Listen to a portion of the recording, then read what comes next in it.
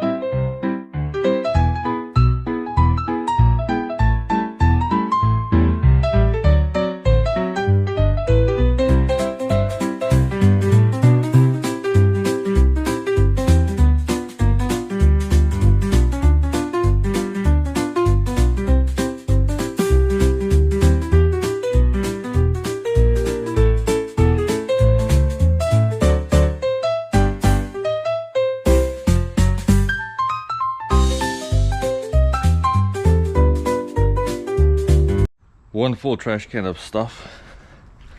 Some tools came out of that. I'll probably go through these later on. They have some credit cards here that I'm going to destroy. I did find some money. And this coin, I don't know if this is real silver, but I need to figure that out. But luckily there was no needles in the car. There was that one razor blade that almost got me, but for the most part it's actually better than I thought. Well, good news from all this, I got 10, 15, 16, 17, 18, 19, $20. And surprisingly, this right now is actual real silver, and on the Mint's website this is going for $164, which means I'm making a little bit of money.